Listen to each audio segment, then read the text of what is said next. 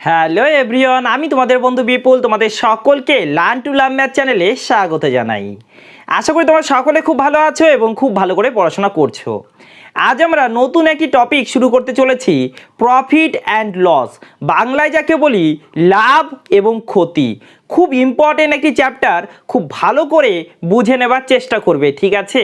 আর তোমাদেরকে রিকোয়েস্ট করছি, যারা পার্সেন্টেজের ক্লাসগুলি দেখোনি তারা অবশ্যই পার্সেন্টেজের ক্লাসগুলি দেখে নেবে, দেন এই ক্লাসটি দেখবে, তাহলে তোমাদের বুঝতে অনেক সুবিধা হবে, ঠিক আছে?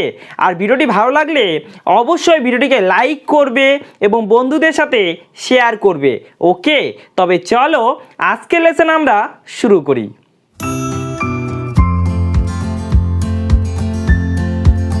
যে কোনো টপিককে আমরা একটি ফ্যামিলির সঙ্গে তুলনা করতে পারি।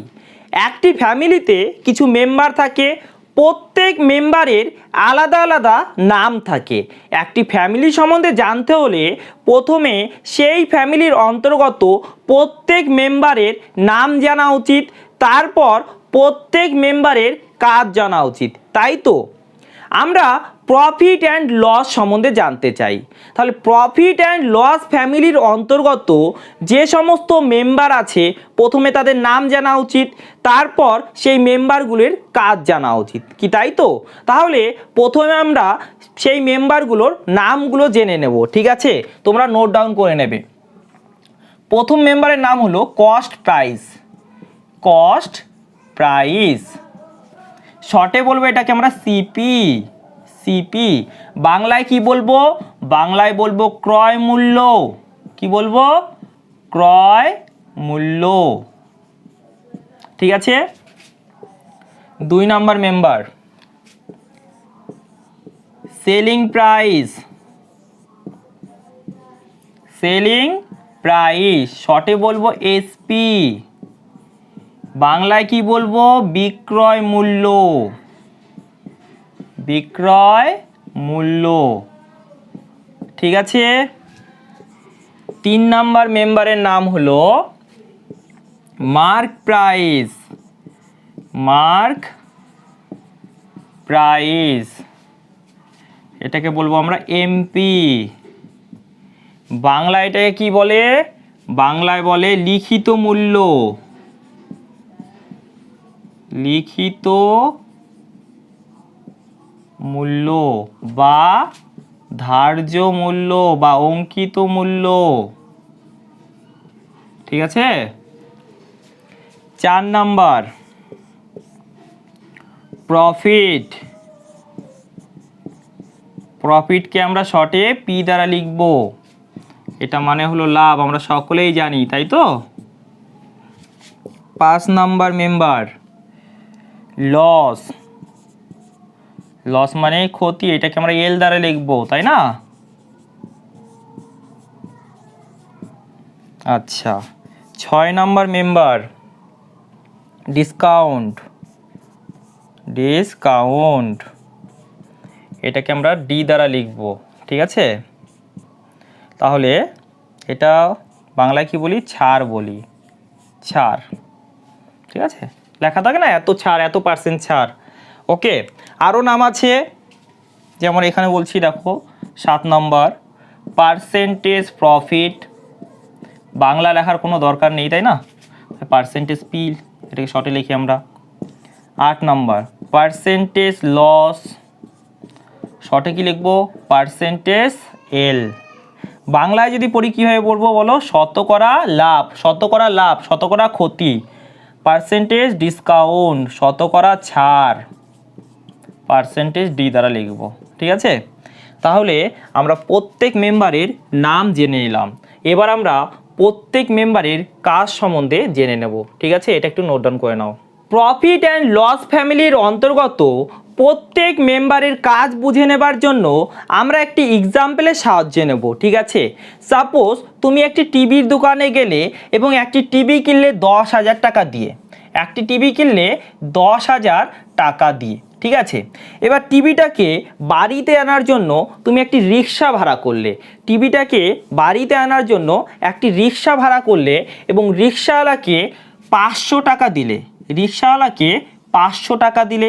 এবার টিভিটাকে সেট আপ করার জন্য তুমি একজন লোককে ডাকলে, ঠিক আছে। এবার লোকটি তোমার কাছ থেকে 1000 টাকা নিল, লোকটি টিভিটিকে সেট আপ করতে 1000 টাকা নিল, ঠিক আছে। তাহলে টিভিটি ক্রয় করতে তোমার টোটাল কত টাকা খরচ হলো বলো? তোমার খরচ হলো 11,500 টাকা, 11,500 টাকা, কি তাই তো? তাহলে কোনো কিছু কিনতে যত টাকা খরচ হয়, কোনো কিছু কিনতে যত টাকা খরচ হয় সেটাই হয় আমাদের কস্ট প্রাইস। কোনো কিছু কিনতে যত টাকা খরচ হয় সেটাই হয় আমাদের কস্ট প্রাইস, বুঝতে পারলে? অনেকে এটাকে কস্ট প্রাইস বলবে, কিন্তু একটু ভেবে দেখো, এই প্রাইস ছিল টিভিটার, কিন্তু টিভিটাকে কেনার জন্যই এই টাকাগুলো খরচ হয়েছে, তাই না? টিভির জন্যই তো এই টাকাগুলো খরচ হয়েছে, তাহলে কস্ট প্রাইসের মধ্যে এই টাকাগুলোও পড়বে, ঠিক আছে। তাহলে টোটাল ইনভেস্টমেন্টটাই হবে আমাদের কস্ট প্রাইস, এটা মনে রাখবে। ওকে, এবার তুমি ঠিক করলে টিভিটাকে বিক্রি করবে, ঠিক আছে। 15,000 টাকা দিয়ে বিক্রি করে দিলে, 15,000 টাকা দিয়ে বিক্রি করে দিলে, ঠিক আছে। যত টাকায় তুমি বিক্রি করলে, যত টাকায় তুমি বিক্রি করলে সেটি হলো এসপি, এসপি সেলিং প্রাইস, বিক্রয় মূল্য, বুঝতে পারলে? ঠিক আছে। এবার দেখো, এটা ছিল তোমার কস্ট প্রাইস, এবার কস্ট প্রাইস এটা হলো সেলিং প্রাইস। দেখো কস্ট প্রাইস থেকে কত বেশি, কস্ট প্রাইস থেকে কত বেশি বলো তো? কত বেশি? 3500 টাকা বেশি, তাই না? কস্ট প্রাইস থেকে 3500 টাকা বেশি, তার মানে তুমি যখন বিক্রি করলে তুমি 3500 টাকা বেশি পেলে, 3500 টাকা বেশি পেলে, তাহলে তোমার লাভ হলো কত? তোমার লাভ হলো 3500 টাকা, তোমার লাভ হলো 3500 টাকা, বুঝতে পারলে? ঠিক আছে। তাহলে কস্ট প্রাইস, সেলিং প্রাইস এবং প্রফিট সম্বন্ধে আমরা জেনে নিলাম, তাই না? এবার দেখো, সাপোজ তুমি 11,500 টাকা দিয়ে টিভিটা কিনেছিলে, ঠিক আছে। টিভিটার পিছনে খরচ হয়েছে এত, মানে কস্ট প্রাইস এত, ঠিক আছে। এবং এবং সাপোজ বিক্রি করলে 10,000 টাকা দিয়ে, বিক্রি করলে 10,000 টাকা দিয়ে, ঠিক আছে। এবার দেখো, এত টাকা দিয়ে কিনেছো, তোমার কস্ট প্রাইস হলো এত টাকা এবং সেলিং প্রাইস হলো এত টাকা, ঠিক আছে। এত টাকা দিয়ে কিনেছো, এত টাকাতে বিক্রি করেছো, তার মানে তোমার ক্ষতি হলো এখানে, ঠিক আছে। তাহলে কত ক্ষতি হলো বলো? ক্ষতি হলো 1500 টাকা, তাই তো? 1500 টাকা, তাহলে লস, এটাকে বলবো লস, ঠিক আছে। যত টাকা কমে বিক্রি করছো, যত টাকা কমে বিক্রি করছো সেটা হবে আমাদের লস বা ক্ষতি, বুঝতে পারলে? তাহলে দেখো, cost price, selling price, profit and loss সম্বন্ধে আমরা জেনে নিলাম, তাই তো? এইবার জানতে হবে আমাদের ডিসকাউন্ট সম্বন্ধে, ডিসকাউন্ট সম্বন্ধে, ঠিক আছে। সাপোজ তুমি 11,500 টাকা দিয়ে টিভিটি কিনলে, এবার টিভিটির উপরে তুমি একটি প্রাইস লিখে দিলে, টিভিটির উপরে একটি প্রাইস লিখে দিলে, ঠিক আছে। সাপোজ 18,000 টাকা প্রাইসটা লিখে দিলে, কি লেখা থাকে না এমন? 18,000 টাকা লিখে দিলে, ঠিক আছে। এবার কোনো কাস্টমার যখন এলো, কোনো কাস্টমার যখন এলো, ঠিক আছে, তখন সে দামটা দেখলো 18,000 টাকা। এবার কাস্টমার কি বলবে? আমাকে ডিসকাউন্ট দাও, আমাকে ডিসকাউন্ট দাও। তো ডিসকাউন্ট কার উপরে দেবে বলো? এই 18,000 টাকার উপরে দেবে, তাই না? তাহলে যেটা মার্ক প্রাইস হবে, যেটা মার্ক প্রাইস হবে তার উপরে হবে ডিসকাউন্ট, তার উপরে হবে ডিসকাউন্ট, এটা মনে রাখবে। ক্লিয়ার? ঠিক আছে। তুমি যেটাতে কিনেছো সেটার উপরে কিন্তু ডিসকাউন্ট না, তুমি যেটা মার্ক করেছো, মার্ক প্রাইস করেছো, যেটা লিখেছো প্রাইসটা, সেটার উপরে হবে ডিসকাউন্ট, ঠিক আছে। এবার ডিসকাউন্ট দিয়ে যেটা পাবে সেটা হবে আমাদের সেলিং প্রাইস, ডিসকাউন্ট দিয়ে যেটা পাবে সেটা হবে আমাদের সেলিং প্রাইস। ক্লিয়ার হলো? ঠিক আছে, ঠিক আছে। এবার সাপোজ তুমি ডিসকাউন্ট দিলে 300 টাকা, তুমি ডিসকাউন্ট দিলে বা 3,000 টাকা, ঠিক আছে। 3,000 টাকা ডিসকাউন্ট দিলে, তাহলে তোমার সেলিং প্রাইস কত হবে বলো? সেলিং প্রাইস হবে তোমার কত? 18,000 থেকে 3,000 বাদ গেল, তাহলে 15,000 টাকা। ক্লিয়ার? তাহলে আশা করি ডিসকাউন্টটাও তোমরা বুঝতে পেরেছো। ওকে, এটা একটু নোট ডাউন করে নাও। তাহলে আমরা শিখে নিলাম একটি জিনিস ক্রয় করতে টোটাল যত ইনভেস্ট করতে হয় সেটা হয় আমাদের কস্ট প্রাইস। কি হয়? Cost price. এবার এই কস্ট প্রাইসের উপরে একটি এক্সট্রা অ্যামাউন্ট অ্যাড করে একটি প্রাইস লেখা হয়, সেটাকে আমরা কি বলি? সেটাকে বলি মার্ক প্রাইস। Mark price. এবার এই মার্ক প্রাইসের উপরে একটি ডিসকাউন্ট দেওয়া হয়, কিছু টাকা কমিয়ে দেওয়া হয়, তারপরে যেই প্রাইসটি পাওয়া যায় সেটি হয় আমাদের সেলিং প্রাইস।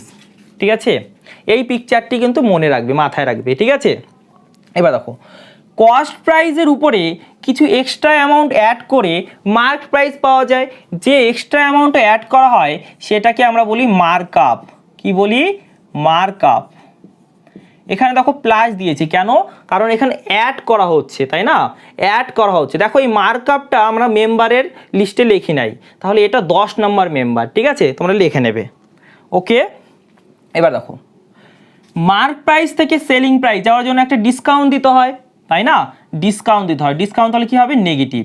ডিসকাউন্ট হবে নেগেটিভ, কিছু টাকা মাইনাস করতে হবে এখান থেকে, তাই না? আচ্ছা, তাহলে এটা বলো তো এই কস্ট প্রাইস আর সেলিং প্রাইসের উপর কি ডিপেন্ড করবে? এখানে ডিপেন্ড করবে profit and loss. Profit and loss. Selling price যখন কস্ট প্রাইসের থেকে বড় হবে, সেলিং প্রাইস যখন কস্ট প্রাইস থেকে বেশি হবে তখন হবে প্রফিট, তখন হবে প্রফিট। ঠিক আছে, আর সেলিং প্রাইস যখন কস্ট প্রাইসের থেকে কম হবে তখন হবে লস। কি তাই তো? ঠিক আছে, তাহলে দেখো যখন কস্ট প্রাইসটা কম হবে, কস্ট প্রাইসটা কম হবে এবং সেলিং প্রাইসটা যখন বেশি হবে তখন হবে প্রফিট, আর কস্ট প্রাইসটা যখন বেশি হবে এবং সেলিং প্রাইসটা যখন কম হবে তখন হবে লস। এটা আমরা সকলেই জানি, ছোটোবেলা থেকেই জানি, তাই না? আচ্ছা, এবার একটা ব্যাপার আসবে, সেটা হলো mark up percent. Mark up percentage, discount percentage, profit percentage and loss percentage. Loss percentage. দেখো কোথাও যদি mark up percentage, suppose mark up percentage আছে 20%, 20%, এটা মানে কি? এটা মানে হলো 100 টাকা যদি সিপি হয়, 100 টাকা যদি সিপি হয় তার উপরে এক্সট্রা অ্যামাউন্ট অ্যাড করা হয়েছে 20 টাকা। এক্সট্রা অ্যামাউন্ট অ্যাড করা হয়েছে 20 টাকা। এটা মানে কি? এটা মানে হয় 20/100, তাই না? দেখো কস্ট প্রাইস যদি 100 টাকা হয় তার উপরে এক্সট্রা অ্যামাউন্ট অ্যাড করা হয়েছে 20 টাকা। ক্লিয়ার? এটা মানে 1/5, 1/5। তাহলে আমরা এটাও বলতে পারি কস্ট প্রাইস যদি 5 টাকা হয়, কস্ট প্রাইস যদি 5 টাকা হয় তার উপরে 1 টাকা বেশি লেখা হয়েছে, তাহলে 1 টাকা যদি বেশি লেখা হয় তাহলে মার্ক প্রাইস কত হবে? মার্ক প্রাইস হবে 6 টাকা। তাহলে এখান থেকে দেখো আমরা একটা রেশিও পেতে পারি, কি? কস্ট প্রাইস আর মার্ক প্রাইসের মধ্যে রেশিও পাবো। কস্ট প্রাইস যদি 5 টাকা হয় তাহলে মার্ক প্রাইস কত হবে? মার্ক প্রাইস হবে 6 টাকা। কি তাই তো? আচ্ছা, এবার কোথাও যদি ডিসকাউন্ট পার্সেন্টেজ লেখা থাকে তার মানে কি হবে? দেখো সাপোজ ডিসকাউন্ট পার্সেন্টেজ বললো 25%, 25%, 25% মানে কি হয়? 25/100, মানে 100 টাকা, 100 টাকা যদি মার্ক প্রাইস হয়, খুব ভালো করে বুঝে নেওয়ার চেষ্টা করবে, 100 টাকা যদি মার্ক প্রাইস হয় তার উপরে 25 টাকা ডিসকাউন্ট, তার উপরে 25 টাকার ডিসকাউন্ট। ঠিক আছে, অথবা এটাকে যদি আমরা ফ্র্যাকশনে বলি, ফ্র্যাকশনে কত হবে? 1/4, তাই না?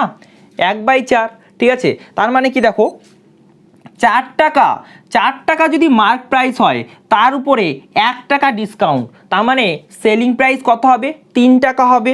তাহলে এখান থেকে আমরা একটা রেশিও বলতে পারি। কি রেশিও বলো তো? এখান থেকে আমরা বলতে পারি MP is to SP, right? দেখো এমপি যদি 4 টাকা হয় তার উপরে 1 টাকার ডিসকাউন্ট, তার মানে 3 টাকা হবে আমাদের সেলিং প্রাইস। ক্লিয়ার হলো? ঠিক আছে, এবার যদি প্রফিট পার্সেন্ট আর প্রফিট লস বলে তখন কি হবে? সাপোজ প্রফিট পার্সেন্ট বললো, প্রফিট পার্সেন্ট বললো 33 কমপ্লিট 1/3%। ঠিক আছে, এটা মানে কি হয়, এটা মানে হয় 1/3 ফ্র্যাকশানে, তাই না? এবার দেখো কার মধ্যে কাজ করে, সিপি আর এসপির মধ্যে কাজ করে। তার মানে হলো সিপি যদি 3 টাকা হয়, সিপি যদি 3 টাকা হয়, ঠিক আছে, তার উপরে 1 টাকা প্রফিট, তার উপরে 1 টাকা প্রফিট, তার মানে সিপি ইস টু এসপি কত হবে বলো, সিপি ইস টু এসপি হবে, সিপি হলো 3 টাকা, তাহলে 1 টাকা প্রফিট মানে 1 যুক্ত হবে, তার মানে 4 টাকা হবে আমাদের সেলিং প্রাইস, 4 টাকা হবে আমাদের সেলিং প্রাইস। ক্লিয়ার হলো? ঠিক আছে, এবার কোথাও সাপোজ এমন আছে যে পার্সেন্টেজ লস কত আছে, 16 কমপ্লিট 2/3%, 16 কমপ্লিট 2/3%। ঠিক আছে, এটা মানে কি হয়, এটা মানে হয় 1/6। ঠিক আছে, তার মানে কি হবে বলো, তার মানে হবে কস্ট প্রাইস যদি 6 টাকা হয়, কস্ট প্রাইস যদি 6 টাকা হয়, তাহলে লস হয়েছে কত, 1 টাকা লস হয়েছে। ঠিক আছে, 1 টাকা লস হলে সেলিং প্রাইস কত হবে, 5 টাকা হবে। কস্ট প্রাইস যদি 6 টাকা হয়, তাহলে সেলিং প্রাইস 1 টাকা কম মানে 5 টাকা। বুঝতে পারলে? একটা জিনিস মনে রাখবে, আমরা প্রফিটটা দুভাবে নির্ণয় করতে পারি। এক, কস্ট প্রাইসকে বেস করে নির্ণয় করতে পারি, আর এক হলো সেলিং প্রাইসকে বেস করেও নির্ণয় করতে পারি। কিন্তু যখন প্রশ্নে থাকবে যে শুধুমাত্র থাকবে প্রফিট পার্সেন্ট হলো 20% বা 33 কমপ্লিট 1/3%, ঠিক আছে, তখন কস্ট প্রাইসকে আমাদের বেস ধরতে হবে, মানে নিচের প্রাইসটি হলো আমাদের কস্ট প্রাইস। ভালো করে শুনে নেবে। ঠিক আছে, যখন শুধুমাত্র প্রফিট বা লসের কথা বলা হবে, তখন কস্ট প্রাইস হলো আমাদের বেস। ঠিক আছে, আর প্রশ্নে যখন বলে দেবে যে সেলিং প্রাইস বেস, তখন সেলিং প্রাইসকে বেস করে করব। ঠিক আছে, ওটা পার্টিকুলার প্রবলেমের ক্ষেত্রে হবে। ক্লিয়ার? কিন্তু বাই ডিফল্ট আমাদের ধরে নিতে হবে যে আমরা কস্ট প্রাইসের উপরেই ক্যালকুলেট করব profit percent or loss percent. Clear হলো? ঠিক আছে, এটা একটু নোট ডাউন করে নাও। আমরা একটি ইম্পর্টেন্ট ডায়াগ্রাম শিখে নিলাম, cost price to mark price to selling price. এটা আমরা সকলে মনে রাখার চেষ্টা করব। ঠিক আছে, cost price to mark price to selling price, cost price আর মার্ক প্রাইসের মধ্যে কি কাজ করে বলো, পার্সেন্টেজ মার্কআপ, তাই না? আর মার্ক প্রাইস আর সেলিং প্রাইসের মধ্যে কি কাজ করে বলো, পার্সেন্টেজ ডিসকাউন্ট, তাই না? এবার দেখো কস্ট প্রাইসের উপরে একটি পার্সেন্টেজ চেঞ্জ হচ্ছে, কস্ট প্রাইস থেকে পার্সেন্টেজ চেঞ্জ হচ্ছে এবং মার্ক প্রাইস পাওয়া যাচ্ছে, তাই না? মার্ক প্রাইস থেকে দেখো একটি পার্সেন্টেজ চেঞ্জ হচ্ছে এবং সেলিং প্রাইস পাওয়া যাচ্ছে। তাহলে দেখো এটা একটা চেনা মনে হচ্ছে না, পার্সেন্টেজ চেঞ্জ হচ্ছে, তাই না? পরপর পার্সেন্টেজ চেঞ্জ হচ্ছে, তাহলে এটা কিসের কেস বলো, সাকসেসিভ পার্সেন্টেজ টপিকে আমরা পড়েছিলাম, তাই না? ঠিক আছে, এবার সাকসেসিভ পার্সেন্টেজে আমরা কার রেশিও পাই বলো, এখানে প্রথম এবং শেষের রেশিও পাই, তাই না? এবার দেখো তাহলে ওভারঅল পার্সেন্টেজটাও আমরা একটা ফর্মুলার সাহায্যে বের করতে পারি, ওভারঅল পার্সেন্টেজ চেঞ্জ। এবার দেখো ওভারঅল পার্সেন্টেজ চেঞ্জটা এখানে কি হবে বলো তো, এখানে প্রফিট পার্সেন্টেজ অথবা লস পার্সেন্টেজ হবে, তাই না? আমরা ফর্মুলার সাহায্যে সেটা বের করতে পারি। ঠিক আছে, প্রফিট পার্সেন্টেজ অথবা লস পার্সেন্টেজ, সেটা কি করে হবে দেখো এর জায়গায় আছে এম, তাই না? ফর্মুলাটা কি ছিল মনে আছে, a plus B plus A B divide by 100, এটা ছিল না? এটা ছিল তো। দেখো এর জায়গায় কি আছে, এম আছে, তাহলে এম বসিয়ে দাও। আর বি এর জায়গায় কি আছে বলো, মাইনাস ডি আছে, ঠিক আছে, তারপরে plus M into minus D divide by 100, তাহলে এটা কি হয় বলো, এটা হবে M minus D minus M D divide by 100, এবার এটা যদি পজিটিভ হয় তাহলে পার্সেন্টেজ প্রফিট, আর এটা যদি নেগেটিভ হয় তাহলে পার্সেন্টেজ লস হবে। ক্লিয়ার? এই ফর্মুলা বুঝতে পারলে? ঠিক আছে, এবার দেখো আমরা একটা রেশিও মেথড শিখেছিলাম না, রেশিও মেথড শিখেছিলাম, সেখান থেকে আমরা কস্ট প্রাইস অ্যান্ড সেলিং প্রাইসের কী পাবো বলো? রেশিও পেয়ে যাব, তাই না? কস্ট প্রাইস অ্যান্ড সেলিং প্রাইসের রেশিও পাবো কি করে? সাপোজ এখানে 25% অর 20% মার্কআপ হলো, 20%, ঠিক আছে, আর এখানে সাপোজ 25%, রাইট? দেখো 20% মানে হয় 1/5, তাই না? আর এটা মানে হয় 1/4, ঠিক আছে? আমরা কার রেশিও পাবো বলো? এখানে যদি আমরা রেশিও মেথডটি অ্যাপ্লাই করি তাহলে কার রেশিও পাবো? কস্ট প্রাইস অ্যান্ড সেলিং প্রাইসের রেশিও পাবো, তাই না? কস্ট প্রাইস অ্যান্ড সেলিং প্রাইসের রেশিও পাবো, ঠিক আছে? দেখো এটা মানে কি? এটা মানে হলো কস্ট প্রাইস যদি 5 হয় তার উপরে 1 বৃদ্ধি, মানে মার্ক প্রাইস হলো 6, তাই না? তাহলে কস্ট প্রাইস যদি 5 হয় তার উপরে 1 বৃদ্ধি, মানে 6 হলো মার্ক প্রাইস, ঠিক আছে? এটা মানে কি? এটা মানে হলো মার্ক প্রাইস যদি 4 হয়, মার্ক প্রাইস যদি 4 হয় তার উপরে 1 ডিসকাউন্ট, তাই না? মার্ক প্রাইস যদি 4 হয় তার উপরে 1 ডিসকাউন্ট, মানে সেলিং প্রাইস কত হবে? 3 হবে, 3 হবে, তাই না? এবার দেখো কিছু কাট করাগুলো আগে থেকে কাট করে দাও, এখানে কাট করা যাচ্ছে, তাহলে 10:9, 10:9, ঠিক আছে? তাহলে দেখো কত চেঞ্জ হচ্ছে বলো? 10 থেকে 9 হচ্ছে, তার মানে চেঞ্জ কত? 1 চেঞ্জ, তাই না? হ্রাস পাচ্ছে, তাহলে -1 লিখলাম। কার উপরে? কস্ট প্রাইসের উপরে হিসাব হবে। পার্সেন্টেজ লস আর পার্সেন্টেজ প্রফিট কার উপর হিসাব হয় বলো? কস্ট প্রাইসের হিসাবে, কিছুক্ষণ আগেই বললাম, ঠিক আছে? যদি প্রশ্নে না থাকে তাহলে কস্ট প্রাইসের উপরেই আমাদের হিসাব করতে হবে, ঠিক আছে? তাহলে কস্ট প্রাইস হলো 10, 1/10 মানে কি জানি আমরা? 1/10 মানে জানি 10%, আর মাইনাসটা কি বোঝাবে? লস বোঝাবে, ক্লিয়ার? ঠিক আছে, এবার কিছুক্ষণ আগে যেই ফর্মুলাটা শিখলাম সেই ফর্মুলাটা সাহায্যে একটু করে দেখি, ফর্মুলাটা সাহায্যে করে দেখি। দেখো 20 মাইনাস 25 তারপরে মাইনাস 20 ইন্টু 25 ডিভাইড বাই 100, তাই না? ডিভাইড বাই 100, দেখো কাট করো, এখানে 5, এটা দিয়ে এটা কাট করো, কত হবে? 5 হবে, সরি, হ্যাঁ 5 হবে, ঠিক আছে?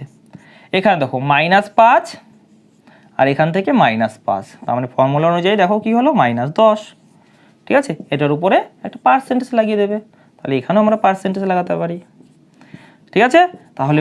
তাহলে লস পার্সেন্টেজ কত হলো? -10%, সরি 10%, আর মাইনাসটা কি বোঝাবে? মানে লস হচ্ছে, ক্লিয়ার? ঠিক আছে, তাহলে এটা একটু নোট ডাউন করে নাও। এবার সাপোজ আমাদেরকে প্রশ্ন করা হলো মার্কআপ পার্সেন্টেজটি কত হবে? মার্কআপ পার্সেন্টেজটি কত হবে যখন ডিসকাউন্ট পার্সেন্ট হলো 20%, ডিসকাউন্ট পার্সেন্টেজ হলো 20% এবং প্রফিট পার্সেন্টেজ হলো 25%, 25%, ঠিক আছে? তখন মার্কআপ পার্সেন্টেজটি কত হবে? এটা নির্ণয় করতে পারবে বলো তো? দেখো এখান থেকে একটা চেঞ্জ হবে, তাই না? রেশিও অনুযায়ী যদি করি আমরা, সাপোজ এ থেকে বি হবে, A/B হলো, ঠিক আছে? আচ্ছা A/B হলো, ঠিক আছে? তারপরে দেখো 20% চেঞ্জ হচ্ছে, তাই না? 20% মানে কি হয়? 20% মানে হয় 1/5, তাই না?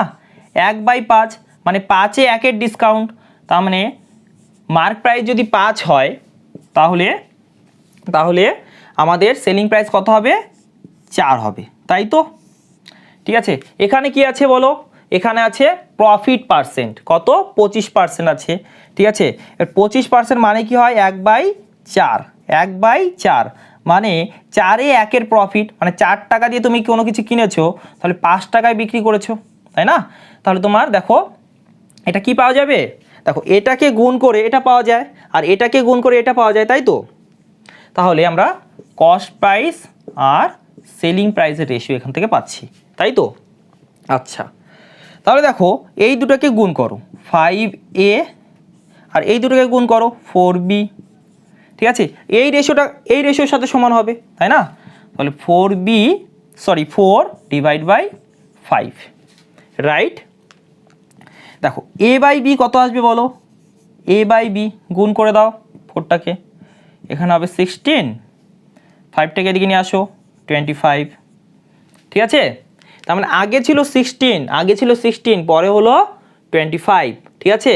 তাহলে দেখো 16-র উপরে কত বৃদ্ধি, 16-র উপরে কত বৃদ্ধি, 9-এর বৃদ্ধি, 9-এর বৃদ্ধি, তাহলে 9/16 হয়ে গেল, ঠিক আছে। এবার তোমাকে চাই পার্সেন্টেজ, ঠিক আছে, পার্সেন্টেজ চাই।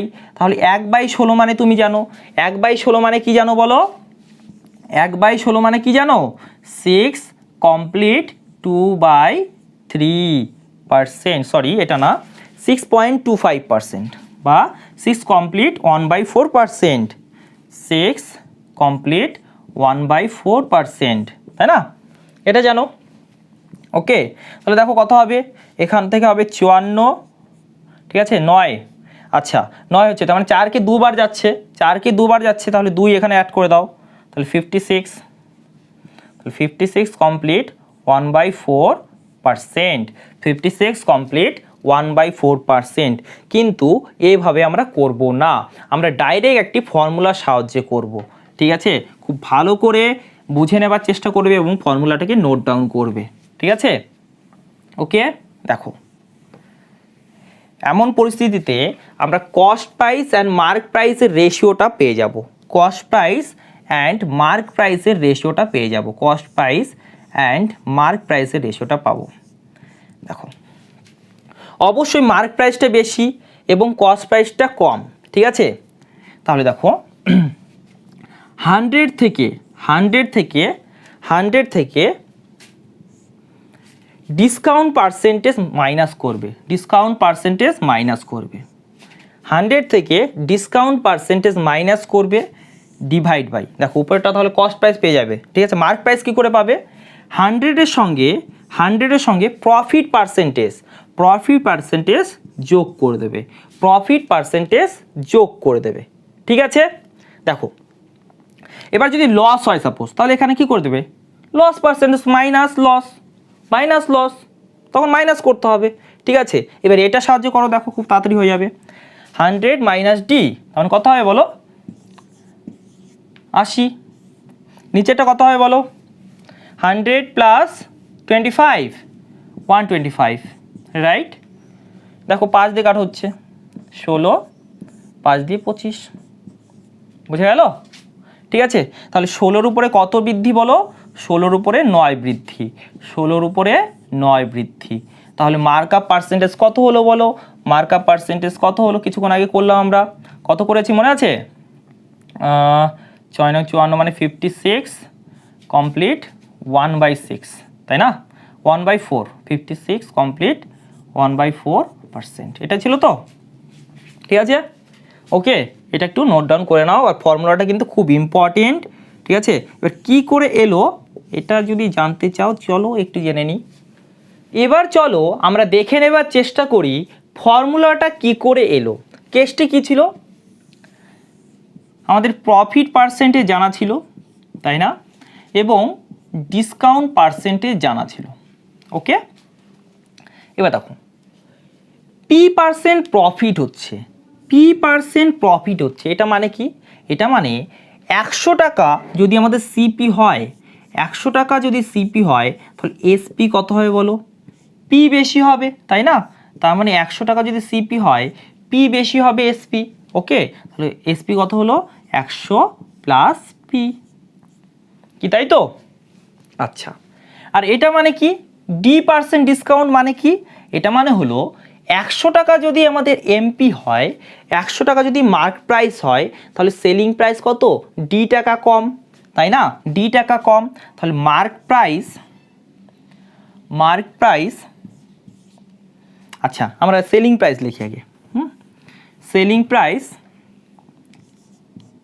আপন মার্ক প্রাইস, ঠিক আছে। তাহলে কি বললাম, মার্ক প্রাইস যদি 100 টাকা হয়, মার্ক প্রাইস যদি 100 টাকা হয়, তাহলে আমাদের সেলিং প্রাইস কত হবে, ডি টাকা কম, তার মানে 100 মাইনাস ডি, বুঝতে পারলে, ঠিক আছে।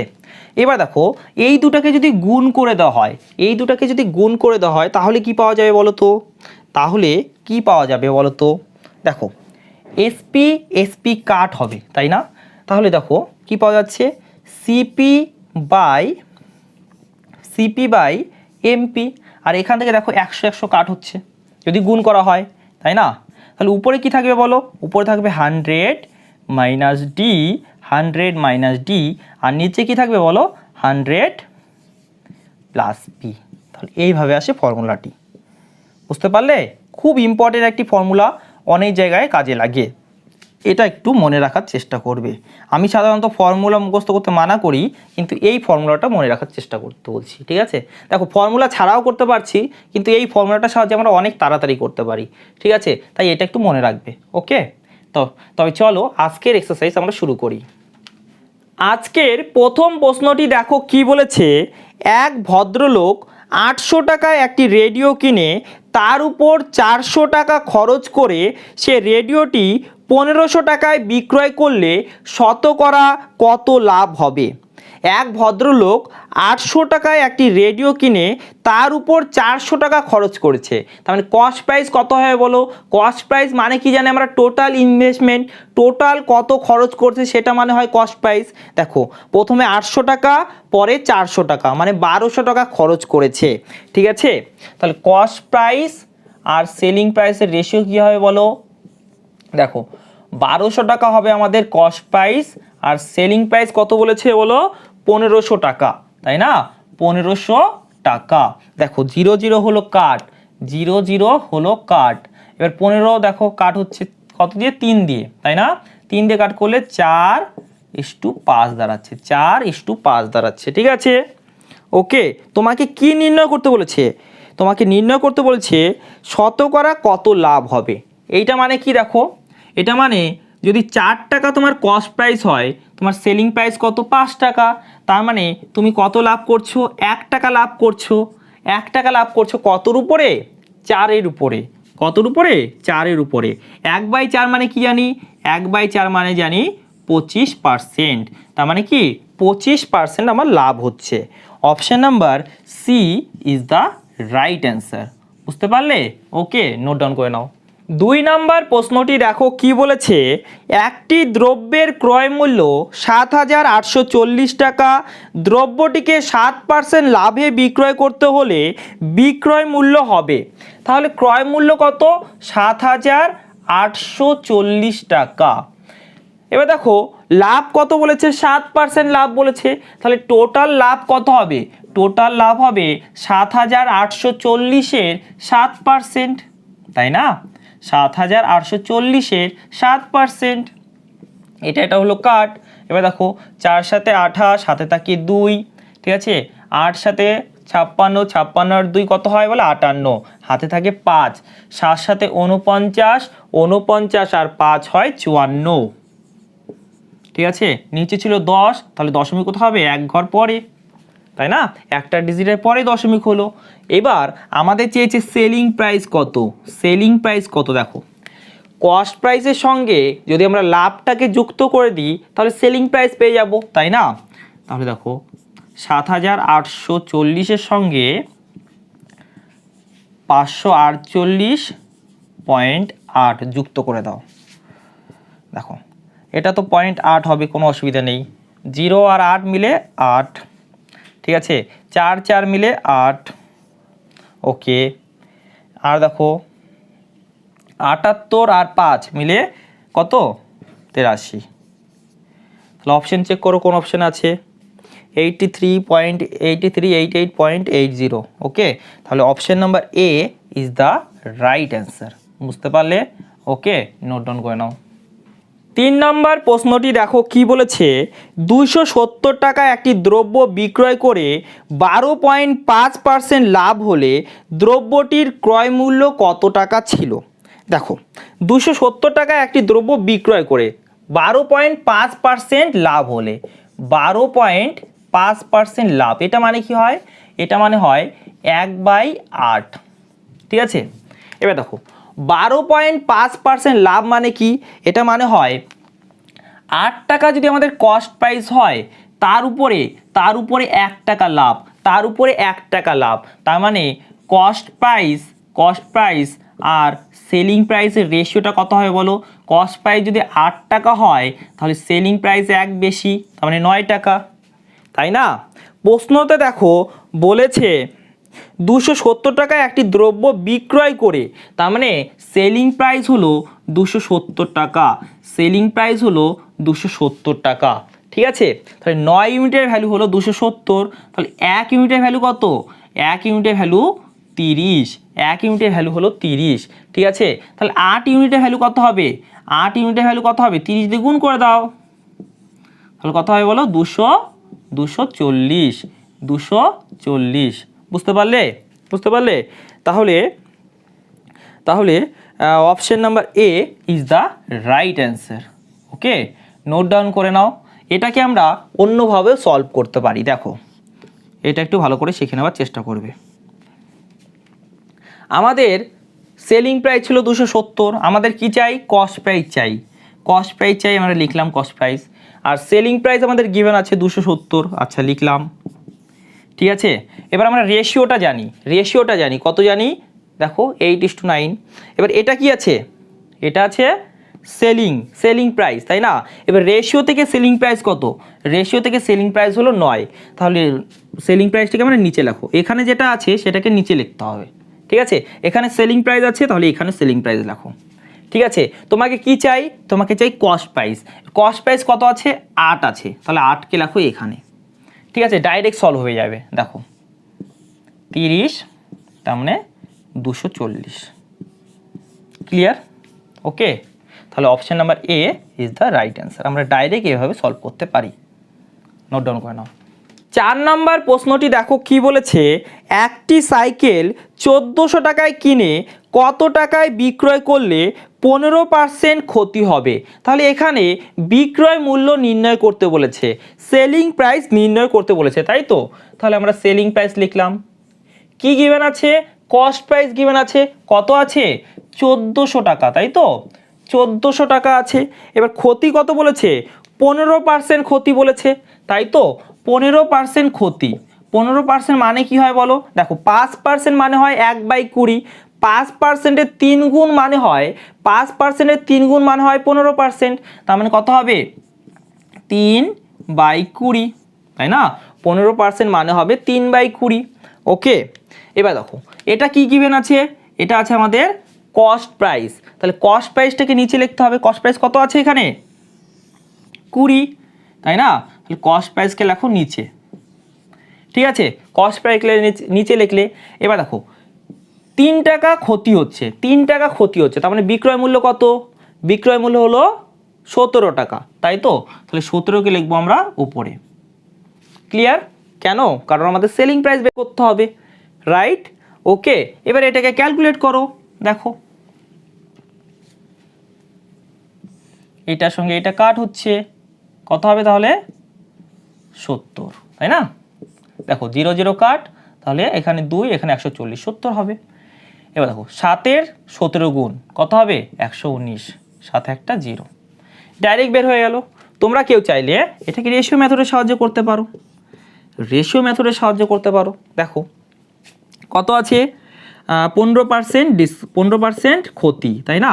15% মানে হয় 3/20, 3/20, তার মানে কস্ট প্রাইস যদি 20 হয় তাহলে সেলিং প্রাইস কত হবে? সেলিং প্রাইস 3 টাকা কম, মানে 17 টাকা, ঠিক আছে? এবার দেখো 20 ইউনিটের ভ্যালু বলে দিয়েছে। 20 ইউনিটের ভ্যালু কত বলেছে? 1400, 20 ইউনিটের ভ্যালু বলেছে 1400, ঠিক আছে? কস্ট প্রাইসটা বলে দিয়েছে না, ঠিক আছে? তাহলে দেখো কাট করো, 1 ইউনিটের ভ্যালু কত হবে? 70 ইউনিট, 1 ইউনিটের ভ্যালু হলো 70 ইউনিট, তাই তো? তাহলে 17 ইউনিটের ভ্যালু কত হবে? দেখো 70 দিয়ে গুণ করে দাও, তাহলে 119, সাথে একটা 0, ক্লিয়ার? তাহলে রেশিও সাহায্যে আমরা করতে পারি। ওকে, নোট ডাউন করে নাও। 5 নম্বর প্রশ্নটি দেখো কি বলেছে, একটি বই 280 টাকায় বিক্রয় করে 20% ক্ষতি হলে বইটির ক্রয় মূল্য কত? ক্রয় মূল্য নির্ণয় করতে বলেছে। দেখো গিভেন কি আছে? বিক্রয় মূল্য গিভেন আছে, তাই না? 280 টাকা আছে বিক্রয় মূল্য। ওকে, এবার কি বলেছে? 20% ক্ষতি, 20% ক্ষতি মানে কি হয়? 1/5, ঠিক আছে? মানে 5 টাকা যদি ক্রয় মূল্য হয় তার উপর 1 টাকা ক্ষতি, মানে 4 টাকা হলো আমাদের বিক্রয় মূল্য। ঠিক আছে, এটা কি আছে? বিক্রয় মূল্য আছে। তাহলে বিক্রয় মূল্যকে লিখতে হবে নিচে। 4 টাকা হলো আমাদের বিক্রয় মূল্য। কি নির্ণয় করতে হবে? কস্ট প্রাইস নির্ণয় করতে হবে। কস্ট প্রাইস কত আছে? 5 টাকা। তার মানে কি 350। ঠিক আছে, option number D is the right answer. Okay, কেউ যদি রেশিও মেথডের সাহায্যে করতে চায় তাহলে কিভাবে করবে বলো? রেশিও মেথডের সাহায্যে সেম প্রসেসেই, তাই না? দেখো 20% ক্ষতি মানে কি? 20% ক্ষতি মানে হয় 1/5। তার মানে 5-এ 1 টাকার ক্ষতি মানে 5:4। ঠিক আছে, এটা হলো সিপি আর এটা হলো এসপি। ওকে, তোমাকে কি গিভেন আছে? তোমাকে গিভেন আছে এসপি 280। ঠিক আছে, তার মানে 4 ইউনিটের ভ্যালু হলো 280। 4 ইউনিটের ভ্যালু হলো 280। তাহলে 1 ইউনিটের ভ্যালু কত হবে? 1 ইউনিটের ভ্যালু হবে 70। 1 ইউনিটের ভ্যালু হবে 70। তাহলে 5 ইউনিটের ভ্যালু কত হবে? 70 গুণ করে দাও। 70 গুণ করে দাও, তার মানে 350। ক্লিয়ার? ওকে, তাহলে option number D is the right answer. Note down করে নাও। 6 নম্বর প্রশ্নটি দেখো কি বলেছে। এক ব্যক্তি 178 টাকায় একটি বস্তু বিক্রয় করায় 11% ক্ষতি হয়, কত টাকায় বিক্রয় করলে 11% লাভ হবে? দেখো 178 টাকায় বিক্রয় করলে 11% ক্ষতি হয়, তাহলে বস্তুটির কস্ট প্রাইসটা নির্ণয় করি আমরা। বস্তুটির কস্ট প্রাইসটা নির্ণয় করি। সেলিং প্রাইস কত বলেছে? 178 বলেছে। 178 বলেছে। ঠিক আছে, এবার 11% ক্ষতি। 11% ক্ষতি এটা মানে কি? এটা মানে হয় 11/100। 11/100। 100 টাকা যদি কোনো বস্তুর দাম হয় তার উপরে 11 টাকার ক্ষতি, মানে তাহলে বিক্রয় মূল্য কত? বিক্রয় মূল্য হবে 100 থেকে 11 কম, মানে 89। এটা কি আছে? এটা হলো আমাদের বিক্রয় মূল্য। তাহলে বিক্রয় মূল্যকে লিখতে হবে নিচে। 89কে নিচে লিখলাম। কি নির্ণয় করতে হবে? কস্ট প্রাইস নির্ণয় করতে হবে। কস্ট প্রাইস কত আছে? 100। তাহলে 100কে আমরা লিখবো উপরে। ক্লিয়ার? কাট করলে 2। তার মানে কস্ট প্রাইস কত হলো? কস্ট প্রাইস হলো 200। কস্ট প্রাইস হলো 200, তাই তো? আচ্ছা, ঠিক আছে। এবার তোমাকে কি বলেছে যে কত টাকায় বিক্রয় করলে 11% লাভ হবে। তাহলে সেলিং প্রাইস নির্ণয় করবে। সেলিং প্রাইস দেখো ক্রয় মূল্য গিভেন আছে। আচ্ছা, ক্রয় মূল্য বের করলাম আমরা, তাই না? এবার দেখো কি বের করতে হবে আমাদের? Selling price. 11% লাভ। 11% লাভ মানে কি? 100 টাকায় 11 টাকা লাভ। 100 টাকায় 11 টাকা লাভ মানে কি? তাহলে সেলিং প্রাইস হলো আমাদের 111। সেলিং প্রাইস হলো 111। ঠিক আছে, আর কস্ট প্রাইস কত? কস্ট প্রাইস হলো 100। কস্ট প্রাইস হলো 100, তাই তো? দেখো 100 টাকা যদি আমাদের সেলিং প্রাইস হয়, 11 টাকা লাভ, মানে 100 টাকা যদি আমাদের কস্ট প্রাইস হয় তার উপরে 11 টাকা লাভ, তার মানে কি সেলিং প্রাইস হলো 111। ঠিক আছে, তাহলে কস্ট প্রাইসকে আমরা নিচে লিখবো কারণ এখানে কস্ট প্রাইস আছে। ঠিক আছে, এবার কাট করো। কাট হলো মানে 222 হবে আমাদের selling price. Option number A is the right answer. এটাকে আমি রেশিও মেথডের সাহায্যে দেখালাম না, তোমরা নিজেরা করতে পারবে। ঠিক আছে, নোট ডাউন করে নাও। 7 নম্বর প্রশ্নটি দেখো কি বলেছে। এক ব্যক্তি 330 টাকায় একটি বই বিক্রয় করায় 10% লাভ হয়, কত টাকায় বইটি বিক্রয় করলে 15% লাভ হবে? ঠিক আছে, তাহলে প্রথমে দেখো বিক্রয় মূল্য দেওয়া আছে, তাই না? তাহলে ক্রয় মূল্য বের করতে পারবে। ক্রয় মূল্য বের করতে পারবে। বিক্রয় মূল্য কত আছে? 330 টাকা আছে, তাই না? 330 টাকা আছে বিক্রয় মূল্য। ওকে, এবার বলেছে 10% লাভ। 10% মানে হয় 1/10। 10% মানে হয় 1/10, মানে 10-এ 1 লাভ, তাই না? 10 টাকা যদি আমাদের কস্ট প্রাইস হয়, লাভ কত? লাভ হলো 1 টাকা। তাহলে সেলিং প্রাইস কত? সেলিং প্রাইস হলো 11 টাকা। তাহলে সেলিং প্রাইসকে আমরা লিখবো নিচে। কেন? কারণ এটা আছে সেলিং প্রাইস। আমাদের কি চাই? আমাদের চাই কস্ট প্রাইস। কস্ট প্রাইস কত? কস্ট প্রাইস হলো 10, কারণ 10-এ হিসাব হচ্ছিল 10-এ 1 টাকার প্রফিট, তাই না? তাহলে 10 হলো উপরে। ক্লিয়ার? এটা কাট হলো 30। তার মানে কস্ট প্রাইস কত হবে? কস্ট প্রাইস হবে 300 টাকা। এবার তোমাকে কি নির্ণয় করতে বলেছে? কত টাকায় বইটি বিক্রয় করলে 15% লাভ হবে? ঠিক আছে, তাহলে সেলিং প্রাইস নির্ণয় করতে বলেছে। ওকে, কি বের করলে তুমি? 300 টাকা হলো আমাদের কস্ট প্রাইস। ওকে, আচ্ছা, এবার 15% লাভ হবে। 15% মানে হয় 3/20, কিছুক্ষণ আগে আমরা দেখলাম 15% মানে হয় 3/20। এবার লাভ করতে হবে, মানে 20 টাকায় যদি কস্ট প্রাইস হয় তাহলে 3 টাকা লাভ, মানে 23 টাকা হলো আমাদের সেলিং প্রাইস। এটা কি আছে? Cost price. তাহলে এখানে লিখবো আমরা কস্ট প্রাইস। কস্ট প্রাইস কত? 20 টাকা। ওকে, আমাদের কি নির্ণয় করতে হবে? Selling price. Okay, selling price কত বলো? 23 টাকা, তাই তো? 0 সঙ্গে 0 কাট হলো, এটার সঙ্গে এটা কাট হবে, তাহলে 15 গুণ করো। দেখো 15 × 20 কত হবে বলো? 15 × 20 300, তাই না? এবার 15 সঙ্গে 3 গুণ করলে 45, মানে 345। 345 হবে আমাদের অ্যান্সার। ঠিক আছে, তাহলে option number C is the right answer. বুঝতে পারলে? ওকে, নোট ডাউন করে নাও। 8 নম্বর প্রশ্নটি দেখো কি বলেছে, বিক্রয় মূল্যের উপর 20% লাভ হলে ক্রয় মূল্যের উপর লাভের হার কত? আমি তোমাদেরকে কি বলেছিলাম, লাভ দুভাবে কাউন্ট করা যেতে পারে, এক ক্রয় মূল্যের উপর আর এক হলো বিক্রয় মূল্যের উপর। কিন্তু যদি আমাদের প্রশ্নে শুধুমাত্র পার্সেন্টেজ প্রফিট, পার্সেন্টেজ লাভ বলা থাকে, তাহলে আমরা ক্রয় মূল্যের উপরেই লাভ কাউন্ট করব, ক্রয় মূল্যের উপরেই ক্ষতি কাউন্ট করব, তাই তো? এখানে দেখো বলে দিয়েছে বিক্রয় মূল্যের উপর 20% লাভ, তাহলে এখানে বিক্রয় মূল্যের উপরে হচ্ছে। ক্লিয়ার? দেখো 20% লাভ হচ্ছে বিক্রয় মূল্যের উপর, 20% মানে হচ্ছে 1/5। ঠিক আছে, বিক্রয় মূল্যের উপর, তার মানে নিচেরটা হলো বিক্রয় মূল্য, নিচেরটা হলো বিক্রয় মূল্য, এটা হলো আমাদের এসপি। ঠিক আছে, তাহলে এসপি আমাদের সেলিং প্রাইস যদি 5 টাকা হয়, তার উপর 1 টাকা লাভ, তার উপর 1 টাকা লাভ, তার মানে কি আমাদের কস্ট প্রাইস কত হবে বলো? কস্ট প্রাইস হবে কত? 4 টাকা। কস্ট প্রাইস হবে 4 টাকা। এখানে আবার 6 টাকা লিখে দিও না, তাহলে তো লস হয়ে যাচ্ছে, তাই না? কস্ট প্রাইস হবে 4 টাকা। ওকে, তোমাকে কি নির্ণয় করতে বলেছে? তোমাকে নির্ণয় করতে বলেছে ক্রয় মূল্যের উপর লাভের হার কত। ক্রয় মূল্যের উপর লাভের হার কত? দেখো কস্ট প্রাইস কত আছে? দেখো কস্ট প্রাইস হলো 4, সেলিং প্রাইস হলো 5, তাহলে লাভ কত হলো? লাভ হলো 1। কার উপর নির্ণয় করতে বলেছে? ক্রয় মূল্যের উপরে। ক্রয় মূল্য কত আছে? ক্রয় মূল্য আছে 4, তার মানে কি 25% লাভ।